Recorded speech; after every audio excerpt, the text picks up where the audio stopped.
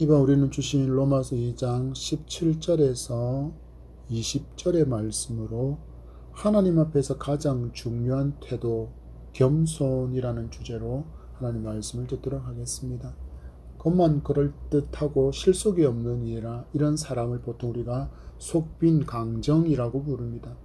그래서 이렇게 겉문만 들어있는 사람에게 내실을 먼저 가하라고 그렇게 충고하기도 합니다. 왜냐하면 빈 깡통일수록 요란하기 때문입니다. 그래서 어느 순간 자기가 빈 사람이라는 것, 텅텅 비어있는 사람이라는 것을 탄로가 날 때가 있기 때문이고, 또한 여전히 사람들은 내적인 아름다움을 멋으로 부르고 있기 때문이라고 말할 수 있습니다. 잠시 옛 시조 한 수를 나누어 보겠습니다. 간밤에 불던 바람, 만정도와 다 짖었다. 아해는 비를 들어 쓰르려 하는구나. 낙환들 꽃이 아니랴 쓸어 무삼하리요. 옛날 언어라서 지금 언어로 바꾸면 이렇습니다. 지난밤에 바람이 불어 뜰에 가득히 피었던 복사꽃이 다 떨어졌구나. 사동은 빗자루를 들고 떨어진 꽃을 쓸어버리려 하는데, 사동아, 떨어진 꽃은 꽃이 아니냐? 쓸어서 안 될 일이 아니냐? 어떤 사람은 아름답게 핀 복사꽃이 나무에 달려있을 때는 아름답다, 예쁘다라고 칭송하지만 꽃이 떨어져서 길가에 뒹굴게 되면 쓰레기 취급당하며 쓸모없는 존재처럼 어떤 사람은 그렇게 여긴다라는 것입니다. 그런데 또 어떤 사람은 여전히 낙엽이 되어서 그렇게 바닥에 뒹구는 꽃이라 할지라도 여전히 그곳에는 가치가 있다, 의미를 지니고 있다라고 노래하는 이 옛 시인의 그 멋을 느낄 수 있는 시조라고 할 수 있다고 여겨지는데, 여러분 이 시조를 듣고 나니까 어떤 느낌이 있습니까?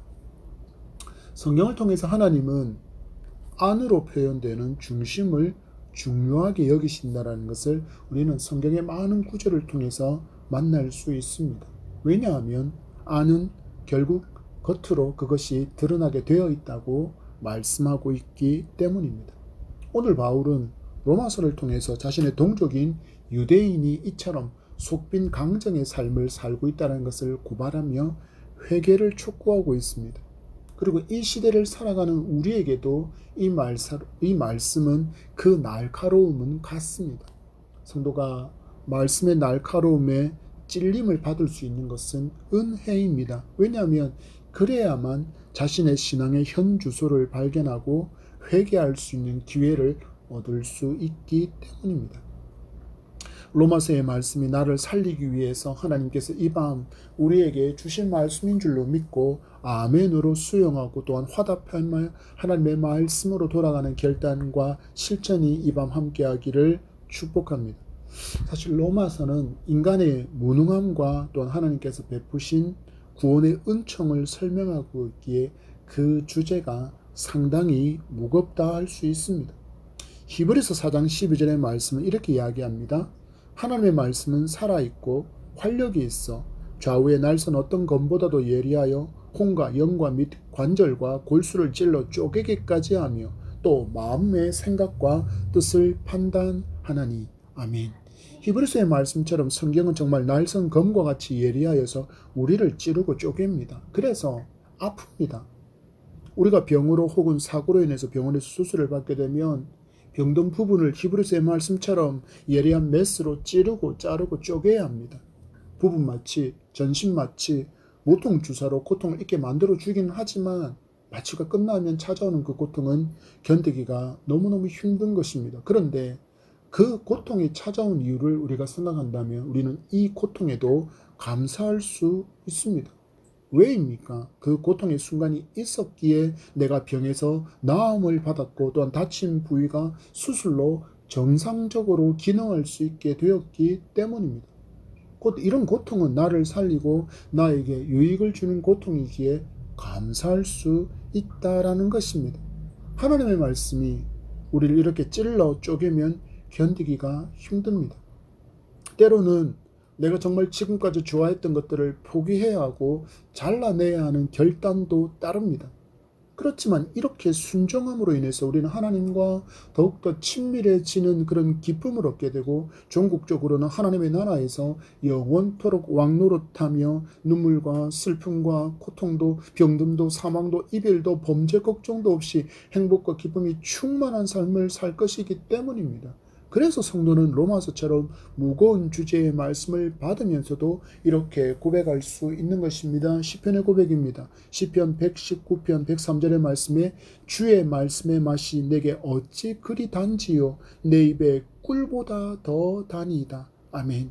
어떤 말씀이 설교 시간에 주어지든지 우리는 말씀으로 아멘으로 받고 여러분의 입에, 여러분의 심령이 꿀보다 더 달게 되기를 진심으로 축복합니다. 오늘 주신 본문 17절의 말씀입니다. 유대인이라 불리는 내가 율법을 의지하며 하나님을 자랑하며. 사도 바울은 그들의 민족인 유대인을 이렇게 표현하고 있습니다.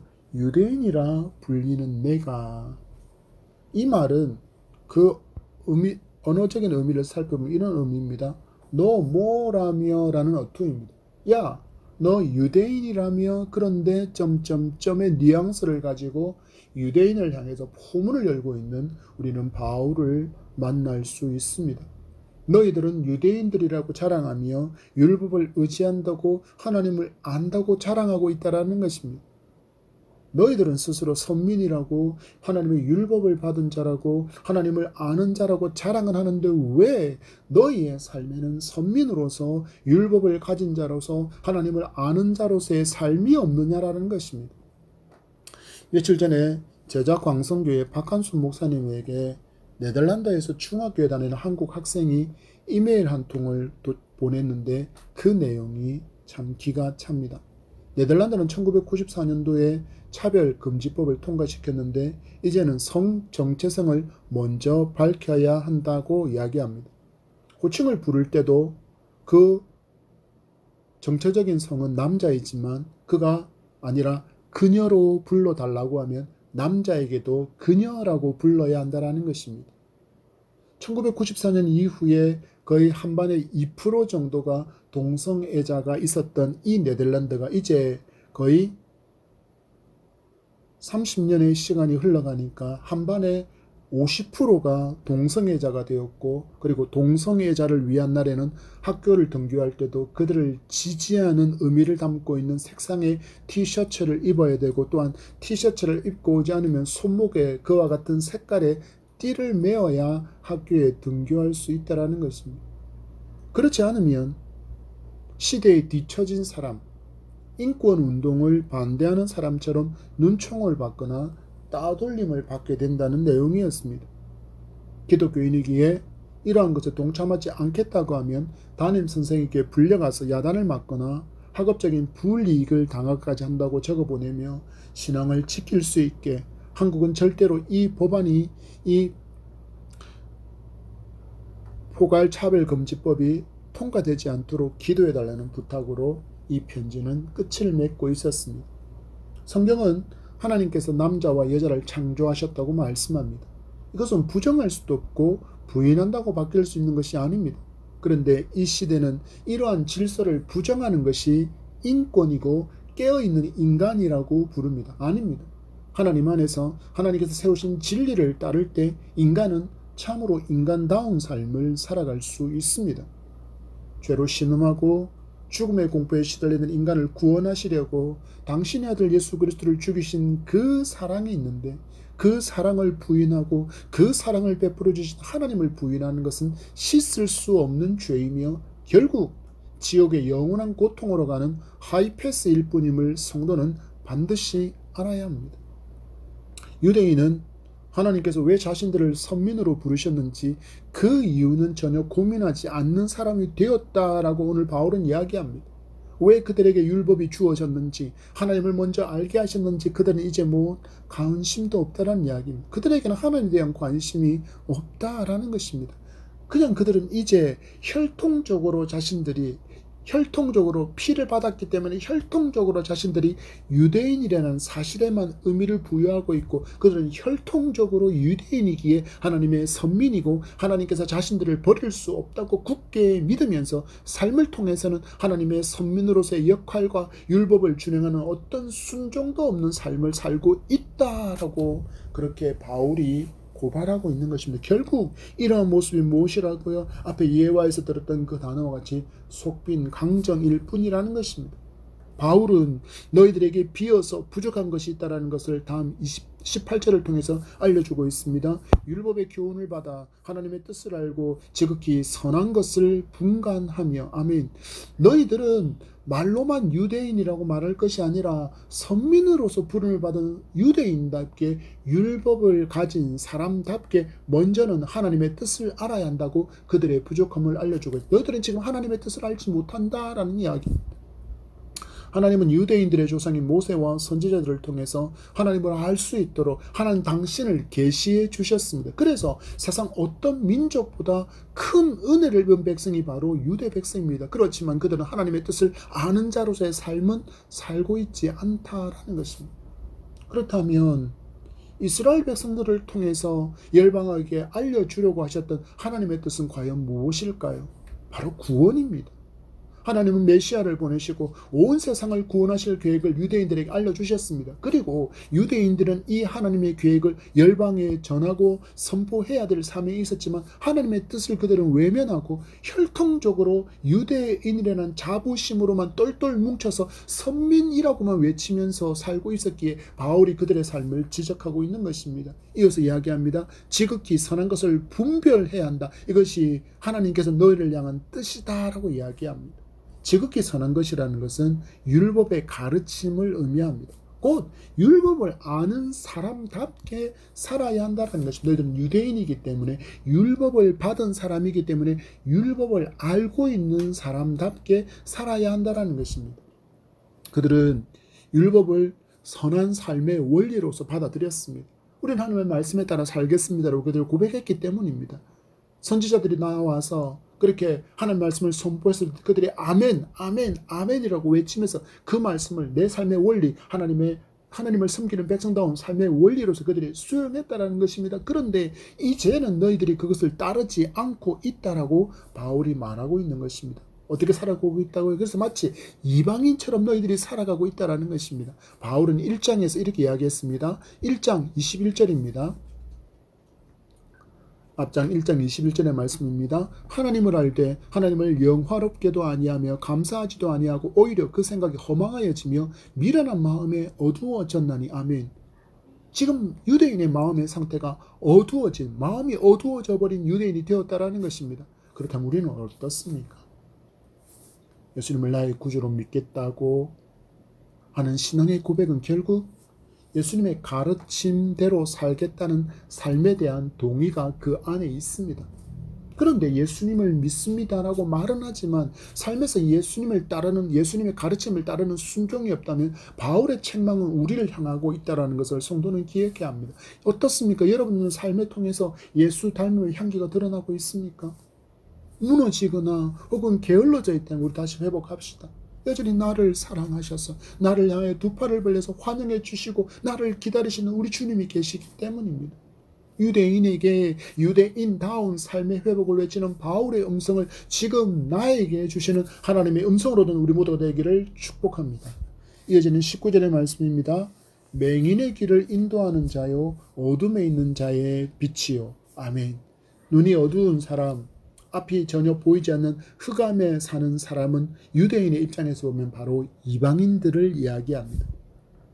그들은 분명히 하나님께서 주신 양심으로 창조주의 존재는 알 수 있었지만 성경의 하나님을 알 수도 하나님의 구원의 구속의 계획을 전혀 알 길이 그들에게 없었습니다. 왜냐하면 그들에게는 말씀이 없었기 때문입니다.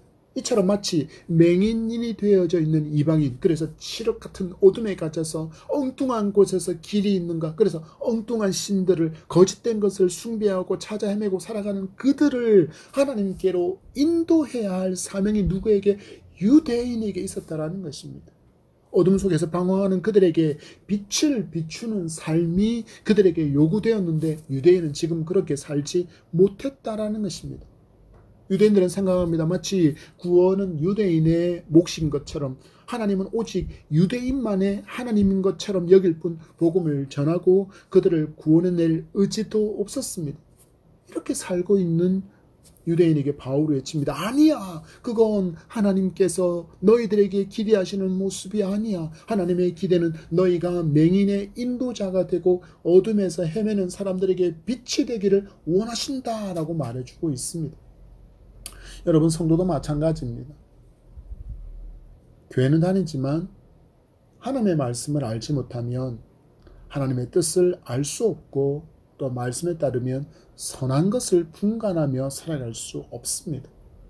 앞에서 잠시 말씀드린 것처럼, 그래서 많은 교회가, 많은 성도가 포괄적 차별금지법이 가져올 위험성을 알지도 못하는 것이고, 또한 이 시도가 하나님께 얼마나 어리석은 도전인지도 모르는 것입니다. 더 쉽게 말하면 이러한 시도는 하나님께 대한 정면 도전입니다. 왜냐하면 하나님께서 온 세상의 창조주이시기 때문입니다. 인간을 만드신 바로 그분이시기 때문입니다. 또한 인간이 살아갈 모든 것을 주시고 인간이 살아갈 수 있는 질서를 세우신 분이 바로 하나님이시기 때문입니다. 그런데 인간들이 지금 이 하나님을 부인하고 하나님의 질서에 오류가 있다고, 잘못되었다고, 그래서 인간 중심, 인간 평등을 위해서는 남자와 여자의 구분이 없어야 한다고 외치고 있는 것입니다.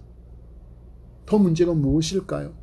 성도가 이 법의 심각성을 모르고 이 법의 심각성에 대해서 알지도 못하고, 또한 이 법에 대해서 너무나도 무관심하고 있다는 것입니다. 우리는 알아야 합니다. 이 포괄적 차별금지법이 국회나 지방의회에서 통과된다면 교회는, 목사는 동성애가 하나님께 죄 짓는 것이라고 말할 수 없습니다. 부모를 엄마, 아빠로 구분해서 부르지 못합니다. 부모 1, 부모 2라고 불러야 합니다. 이거는 정말로 프랑스에서 정말로 일어나고 있는 일입니다. 아빠, 엄마라고 부르지 못합니다. 부모 1, 부모 2라고 불러야 돼요. 왜냐? 엄마가 여자가 엄마가 아빠 역할을 하고, 남자가 아빠와 엄마 역할을 하고 있기 때문입니다. 그래서 성소수자들, 그 게이와 그 레즈비언들을 보호하기 위해서 이제는 엄마라고 부르지도 못하고 아빠라고도 부르지 못한 채 부모 1, 부모 2라고 부르는 세상을 우리는 지금 살고 있다는 것을 성도는 분명히 알아야 합니다. 성도 여러분, 우리 하나님 말씀을 잘 합시다. 이를 위해서 말씀을 가까이 합시다. 그래야만 하나님을 알고, 하나님의 뜻을 알고, 하나님의 선하시고 기뻐하시는 삶을 살아가게 됩니다. 이 삶이 우리의 존재의 목적이기에 우리가 이렇게 살아갈 때 우리는 참 행복자로 살아갈 수 있음을 믿으시기 바랍니다. 우리 주변에는 하나님을 알 길이 없어서 맹인처럼 어둠 속에서 헤매는 너무도 많은 사람이 있습니다. 그들에게 참 빛이신 예수 그리스도를 보여주고 인도해야 할 사명이 과연 누구에게 있겠습니까? 오늘 손을 들어서 여러분의 가슴을 치며 선포하십시오. 바로 나입니다. 그 사명은 바로 나에게 있다라는 고백이 여러분 가운데 함께하기를 바랍니다. 그렇습니다. 예수를 나의 구주로 고백한 모든 사람에게 이 사명이 있습니다. 다니엘서 12장 3절의 말씀에 보면 지혜 있는 자는 궁창의 빛과 같이 빛날 것이요 많은 사람을 옳은대로 돌아오게 한 자는 별과 같이 영원토록 빛나리라. 유대인을 향한 하나님의 기대가 이 다니엘서의 말씀입니다. 하나님은 이 백성을 통하여서 많은 사람이 옳은대로 하나님의 품으로 진리로 돌아오기를 원하시고 있다라는 것입니다. 그래서 이것은 하나님께서 유대인을 향한 기대라고 다니엘이 말하고 있는 것이고, 또한 우리를 향하신 하나님의 기대이기도 함을 성도는 알아야 합니다. 20절의 말씀입니다. 율법에 있는 지식과 진리의 모본을 가진 자로서 어리석은 자의 교사요 어린아이의 선생이라고 스스로 믿으니, 하나님께서 유대인들에게 부여하신 놀라운 은총을 주목해 보시기 바랍니다. 하나님은 유대인에게 율법을 아는 지식을 주시고 또한 계시하셔서 하나님을 알게 하셨습니다. 그리고는 그들에게 지식과 진리의 모본을 가진 자가 되게 하셨다고 말씀하고 있습니다. 여러분, 세상의 어느 지식과 하나님을 아는 지식을 비교할 수 있겠습니까? 비교 자체가 불가능합니다. 그런데 이처럼 놀라운 은총을 받은 이스라엘 백성이지만 그들은 이 은총의 참된 의미를 제대로 이해하지 못했습니다. 한마디로 말하면 하나님께 받은 사랑을 전혀 이해하지 못하고 있었다라는 것입니다. 하나님의 기대는 먼저 하나님을 알고 하나님의 율법을 가진 자로서, 어리석은 자 곧 하나님이 없다고 외치는 자들에게는 교사로서의 역할을 감당하고, 어린 아이와 같이 무지한 자들에게는 선생의 사명을 맡기시고 유대인들을 통해서 하나님을 가르치고 하나님을 알게 하시기를 원하셨다라는 것입니다. 그런데 이스라엘의 지금 모습은 어떻다라고요? 바로 이 하나님의 모습에, 이 하나님의 기대에 전혀 부응하지 못하고 있었다라는 것입니다. 오히려 그들은 자신들이 뭔가 뛰어난 어떤 점이 있어서 하나님께서 자신들을 선민으로 삼아주신 것처럼 오해하고 있었고, 우리가 성경에서 만나는 것처럼 이방인을 짐승보다도 더 못한 존재로 여겼습니다. 미가서는 우리에게 이렇게 말씀합니다. 미가서 6장 8절 말씀에 사람아 주께서 선한 것이 무엇임을 내게 보이셨나니 여호와께서 내게 구하시는 것은 오직 정의를 행하며 인자를 사랑하며 겸손하게 내 하나님과 함께 행하는 것이 아니냐. 하나님의 백성으로서 정의를 행하고 또한 인자를 사랑하며 겸손함으로 하나님과 동행하는 것을 하나님께서 기뻐하시고 하나님께서 기대하신다고 말씀하셨는데, 이스라엘은 이 하나님의 기대와 또한 겸손을 잃어버리고 교만한 모습으로 가식적인 종교인으로 살아가고 있다라는 것입니다. 예수님께서 유대 종교 지도자들을 향하여 책망하신 내용을 잠시 살펴보겠습니다. 마태복음 23장 3절과 4절의 말씀입니다. 마태복음 23장 3절과 4절의 말씀입니다. 그러므로 무엇이든지 그들이 말하는 바는 행하고 지키되 그들이 하는 행위는 본받지 말라. 그들은 말만 하고 행하지 아니하며 또 무거운 짐을 묶어 사람의 어깨에 지우되 자기는 이것을 한 손가락으로도 움직이려 하지 아니하며, 말씀합니다. 그들의 가르침은 따라 행하라. 너희들의 종교 지도자들이 가르치는 그것에 대해서는 따라 행하라고 말합니다. 그런데 그들의 행위는 본받지 말라고 말씀하시는 이유가 무엇입니까? 주님의 말씀에 따르면 그들은 말만 하고 행하지 않기 때문이고 오히려 무거운 짐을 사람의 어깨에 지우고 있기 때문이라고 말씀하고 있습니다. 하나님의 말씀의 참된 의미는 팽개쳐버리고 외형적인 전통만 앞세우고 오히려 사람들이 전혀 감당할 수도 없는 그런 율법주의자가 되게 만들어버린 종교주의자들을 이렇게 예수님께서 책망하시는 것입니다. 그들의 책망이 무엇입니까? 자기는 이것을 한 손가락으로도 움직이려 하지 아니한다 라고 말씀합니다. 무슨 말씀입니까? 그들은 말씀을 가르치기만 할 뿐 자신들이 스스로 이 말씀에 순종하기 위해서는 손가락 하나조차도 까딱하지 않는 사람, 가식적이고 외식적인 종교 지도자라고 그들의 감추어진 모습을 이렇게 드러내주는 것입니다. 많은 사람들 앞에서는 홀리 홀리 홀리 거룩 시장 중앙에 서서 하나님 내가 죄인입니다, 회개합니다, 홀리 홀리 홀리 라고 그렇게 사람들 눈에서는 신실한 척, 신앙이 깊은 척, 믿음이 있는 척 했지만 중심을 살피시는 주님의 눈을 피해갈 수는 없었다라는 것입니다. 주님은 분명히 이 땅에 오셔서 수고하고 무거운 짐진 자들아 다 내게로 오라, 내가 너희를 쉬게 하겠다고 주변에 있는 이스라엘 백성들에게 쉼을 주시겠다고 약속하시는데, 유대 종교 지도자들은 자기도 질 수 없고 너무나도 힘겹고 힘겨운 그 무거운 짐을 사람들의 어깨에 올려놓아 곤비하게 만들었다는 것입니다. 그들은 예수님의 평가에 따르면 스스로 속이는 자가 된 삶을 살아가고 있는 것입니다.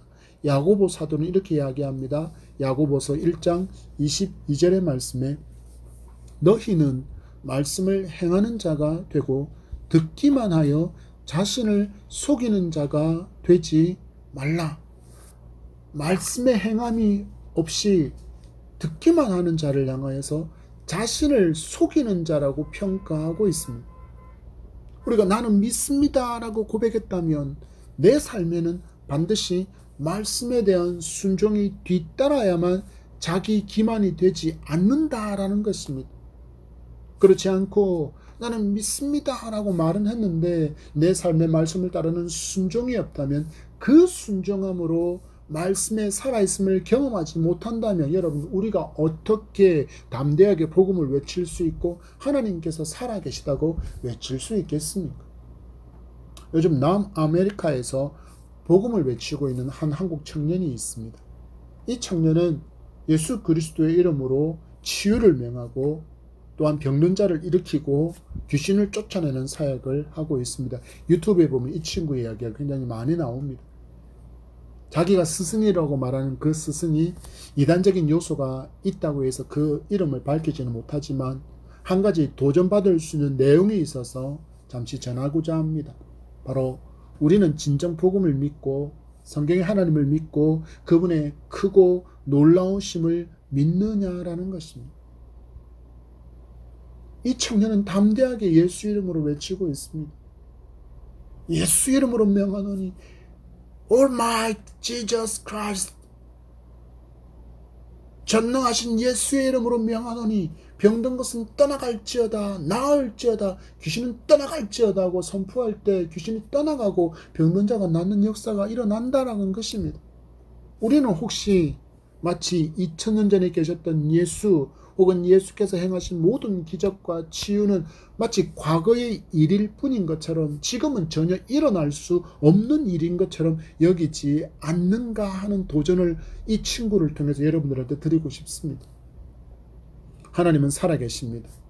지금도 우리 가운데 역사하시는 하나님, 온 우주를 다스리시고 나를 불꽃 같은 눈으로 지켜보시며 보호하시는 하나님, 주무시지도 않고 나를 지키시는 하나님이십니다. 이 하나님의 이름의 권세와 능력을 의지해서 우리도 담대하게 선포할 수 있는 믿음이 있기를 축복합니다. 그래야 우리는 사명을 힘있게 감당하는 사람이 됩니다. 여러분, 내가 예수에 대해서, 구원에 대해서, 부활에 대해서, 천국과 지옥에 대해서 확신이 없는데 어떻게 담대하게 복음을 외칠 수 있겠습니까? 치유를 명할 수 있으며 귀신에게 예수의 이름의 권세와 능력으로 물러갈 것을 선포할 수 있겠습니까? 우리 기도합시다. 믿음을 주소서, 담대한 믿음을 주소서, 내게도 담대한 믿음을 주소서. 그렇게 기도하는 우리가 되기를, 그래서 성령의 기름 부으심과 성령의 충만함으로 하나님의 역사, 구원의 역사의 멋진 통로로 쓰임받는 우리가 되기를 축복합니다. 하나님은 하나님의 자녀인 우리가 마음껏 하나님을 자랑하고 하나님의 이름의 능력을 신뢰하며 구원의 역사를 이루어가기를 원하신다라고 말씀하시기 때문입니다. 말씀을 맺습니다. 하나님께서 세상을 이처럼 사랑하사 독생자를 주셨으니 이는 저를 믿는 자마다 멸망치 않고 영생을 얻게 하려 하심이니라. 당신의 아들 예수 그리스도를 죽이시고 나를 살게 하신 하나님께서 오늘 우리에게도 말씀을 통해서 질문하고 말씀하십니다. 너는 나의 자녀처럼 살고 있는 것이냐? 겉모습만 종교인은 아니냐? 나는 내게서 나를 믿고 있는 증거가 보고 싶구나. 너를 통해서 복음이 흘러가기를 원한다. 메마른 땅에 샘물이 되며 가난한 영혼과 목마른 영혼에게 나의 사랑을 알게 하기를 원한다. 그래서 내가 너를 이 시대에 나의 자녀로 불렀다. 하나님을 믿으십니까? 하나님을 사랑하십니까? 그렇다면 우리의 믿음을 증명합시다. 하나님의 사랑을 이웃에게 흘려 보냅시다. 하나님께서 맹인인 저들에게로 어둠에 사로잡혀 있어 길을 전혀 알지 못한 채로 살아가는 불쌍한 사람들에게로 우리를 통해서 복음이 흘러가기를 원하십니다. 우리 달려갑시다. 예수 구원의 깃발을 높이 들고 그들에게로 달려가서 구원을 외치는 교사의 사명을, 맡기신 선생의 사명을 기쁨으로 감당하여 복음의 역사를 풍성하게 이루어가게 되기를 축복합니다. 겸손함으로 남을 나보다 낮게 여기며 낮아지고 낮아져서 그들의 손을 잡고 이렇게 세워주십니다. 아무것도 모르는 그들에게 윽박지르고 욕한다고 야단을 부린다고 그들이 깨닫고 알 수 있지 않습니다.